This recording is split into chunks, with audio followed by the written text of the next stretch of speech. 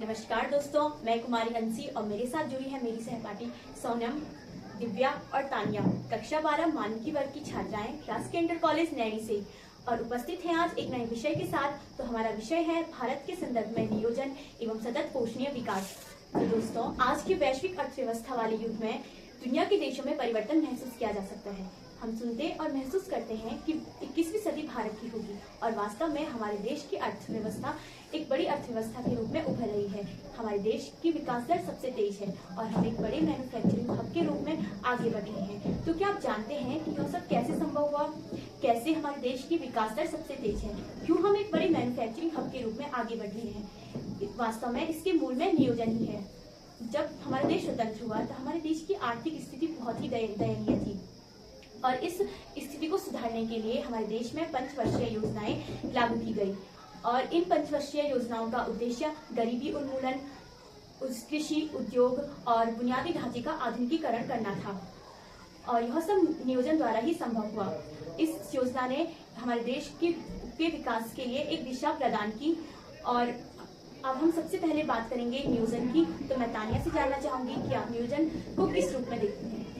सामान्य तौर पर नियोजन का तात्पर्य है किसी भी कार्य को करने से पहले की तैयारी। अगर दूसरे शब्दों में इसे समझा जाए तो हम अपने जीवन में विविध कार्यों को करने के लिए अपने मस्तिष्क में एक रूपरेखा तैयार करते हैं। उसी रूपरेखा को हम नियोजन या प्लानिंग कहते हैं। पर यहाँ पर देश के संबंध में बात हो रही है तो देश के संदर्भ में हम कह सकते हैं कि जब हमारे देश की सरकारें यहाँ उपलब्ध आर्थिक साधनों का विस्तृत सर्वेक्षण करके देश की आवश्यकता अनुसार इसका सर्वोत्तम उपयोग करने की एक योजना बनाती है तो इसी योजना को हम नियोजन कहते हैं।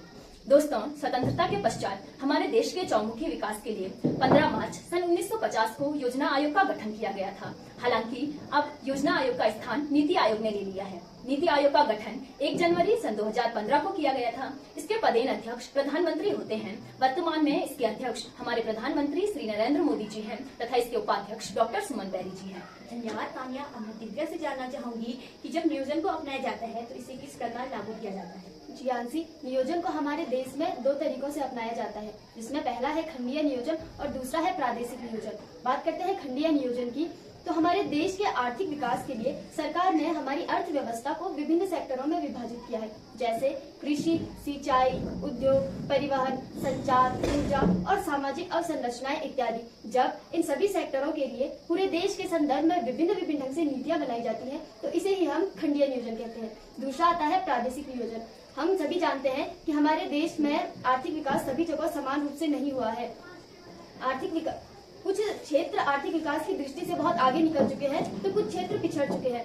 आर्थिक विकास का यह असमान प्रतिरूप इस बात पर बल देता है कि आर्थिक विकास में प्रादेशिक असंतुलन को किस प्रकार कम किया जाए, अर्थात पिछड़े क्षेत्रों के आर्थिक विकास के लिए उनकी आवश्यकता अनुसार नीतियां बनाना ही कहलाता है प्रादेशिक नियोजन।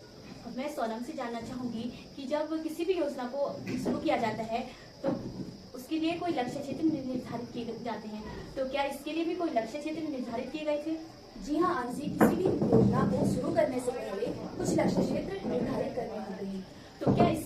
तो आप बता सकती हैं कि इसके लिए क्या क्या लक्ष्य क्षेत्र निर्धारित किए गए थे? जी हाँ, जैसा कि आप सभी जानते हैं कि हर नियोजन के लिए एक लक्ष्य होता है। हर नियोजन का कुछ लक्ष्य होता है। आर्थिक विकास और नियोजन आपस में परस्पर संबंधित है, क्योंकि देश में कुछ क्षेत्र ऐसे हैं जिनमें संसाधन तो बहुत है लेकिन वहाँ आर्थिक विकास नहीं हो पाया है, और कुछ क्षेत्र ऐसे हैं जहाँ संसाधनों की कमी होते हुए भी उन्होंने नियोजन को अपनाया और वहाँ का आर्थिक विकास संभव हो पाया है। देश में इसी असमानता को दूर करने के लिए नीति आयोग या योजना आयोग ने लक्ष्य क्षेत्र नियोजन को अपनाया है। इसके अंतर्गत सूखा संभावित क्षेत्र विकास कार्यक्रम, पर्वतीय क्षेत्र विकास कार्यक्रम और भरमौर जनजातीय क्षेत्र विकास कार्यक्रम जैसे योजनाओं को अपनाया गया है। बहुत सुंदर सोनम। अब मैं दिव्या से जानना चाहूंगी कि जैसा कि अभी सोनम ने जिक्र किया पर्वतीय क्षेत्र विकास कार्यक्रम का, तो क्या बता सकती हैं कि पर्वतीय क्षेत्र विकास कार्यक्रम क्या है? जी हाँ आंसी, बिल्कुल। पर्वतीय क्षेत्र विकास कार्यक्रम पंचम पंचवर्षीय योजना में प्रारंभ हुआ था। इस कार्यक्रम के अंतर्गत वर्तमान उत्तराखंड, निकीर की पहाड़ियाँ, असम के उत्तरी कछार की पहाड़ियाँ, पश्चिम बंगाल की दार्जिलिंग की पहाड़ियाँ और तमिलनाडु की नीलगिरी की पहाड़ियों के 15 जिलों को शामिल किया गया था।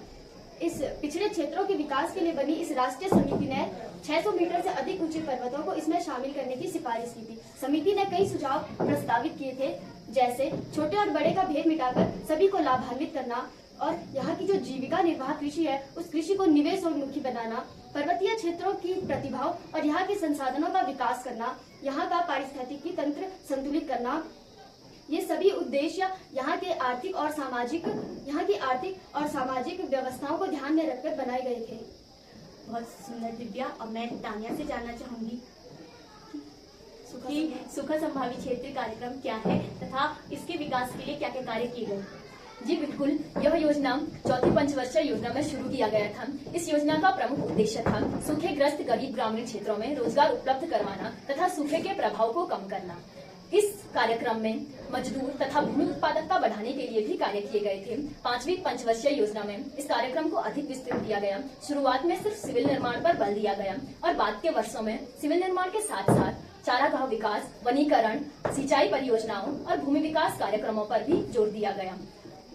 दोस्तों, इस कार्यक्रम के अंतर्गत कर्नाटक, राजस्थान, गुजरात, कर्नाटक पठार, पश्चिमी मध्य प्रदेश और तेलंगाना पठार और तमिलनाडु की उच्च भूमि शामिल थी।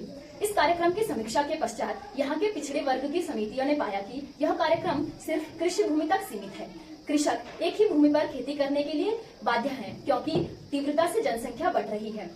इसका अर्थ था कि यहाँ का पारिस्थितिकी संतुलन बिगड़ रहा है और इन क्षेत्रों में अभी भी बेहद विकास की आवश्यकता है। इसको देखते हुए सरकार ने यहाँ वैकल्पिक रोजगार के अवसर और जल संभर परियोजना द्वारा मानव विकास और पारिस्थितिकी संतुलन बनाना ही इस रणनीति का प्रमुख हिस्सा माना था। अब मैं सोनम से जानना चाहूंगी कि भरमौर जनजातीय क्षेत्र क्या है तथा इनके विकास के लिए क्या क्या कार्य किए गए। भरमौर जनजातीय क्षेत्र हिमाचल प्रदेश के चंबा जिले में स्थित 2 तहसीलों भरमौर तथा होली में स्थित है। इसका क्षेत्रफल लगभग 1818 वर्ग किलोमीटर है तथा यह हिमाचल प्रदेश का सबसे पिछड़ा हुआ क्षेत्र है। यहाँ इस क्षेत्र के चारों ओर ऊंचे ऊंचे पर्वत विस्तृत हैं, जिनकी ऊंचाई लगभग 1500 से 3700 मीटर तक है। भरमौर क्षेत्र में गद्दी जनजाति निवास करती है, जो कि गद्याली भाषा बोलते हैं। इन लोगों का मुख्य व्यवसाय भेड़ बकरी पालना, ऋतु प्रवास करना तथा आंशिक कृषि करना है। 2011 की जनगणना के अनुसार इस क्षेत्र की जनसंख्या 39,113 थी और जनघनत्व 21 व्यक्ति प्रति वर्ग किलोमीटर था। 21 नवंबर सन 1975 को यह क्षेत्र जनजातीय क्षेत्र के रूप में घोषित हुआ और 1970 के दशक से यहाँ विकास होना प्रारंभ हुआ, जब गद्दी लोगों को अनुसूचित जनजाति के वर्ग में रखा गया। 1974 में 5वीं पंचवर्षीय योजना के दौरान जनजातीय उपयोजनाएं अपनाई गई और भरमौर क्षेत्र को एक समन्वित जनजातीय विकास कार्यक्रम का हिस्सा बनाया गया। इस कार्यक्रम का मुख्य उद्देश्य गद्दियों के जीवन स्तर में विकास करना था तथा हिमाचल प्रदेश के अन्य क्षेत्रों के बीच इसके अंतर को कम करना था। और इस वर्तमान समय तक इस क्षेत्र में काफी विकास हो चुका है। जैसे कि 1971 में यहाँ की साक्षरता दर 1.88% थी, वहीं आज यहाँ की साक्षरता दर 65% से ज्यादा हो गई है। यहाँ के विद्यालयों, पेयजल, विद्युत, संचार और परिवहन में भी काफी विकास हुआ है। आप सभी का बहुत बहुत धन्यवाद। आपने नियोजन से संबंधित बहुत अच्छी जानकारियां हमें दी। तो दोस्तों, नियोजन वह उपकरण है जिसके द्वारा सतत पोषणीय विकास के लक्ष्यों को प्राप्त किया जाता है। और क्या आप जानते हैं, नियोजन और सतत पोषणीय विकास के बीच में सीधा और गहरा संबंध है। नियोजन का अर्थ है कि किसी भी कार्य को करने से पहले की तैयारी, और सतत पोषणीय विकास का अर्थ है कि ऐसा विकास करना जिसका लाभ भविष्य की पीढ़ी भी उठा सके। और जैसे भरमौर जनजातीय क्षेत्र, पर्वतीय क्षेत्र विकास कार्यक्रम, सूखा संभावी क्षेत्र, ये इन सभी क्षेत्रों में विकास नियोजन द्वारा ही संभव हुआ है। नियोजन सतत विकास को प्राप्त करने का एक जरिया है और सतत विकास नियोजन का ही लक्ष्य है, ताकि विकास लंबे समय तक चल सके। धन्यवाद।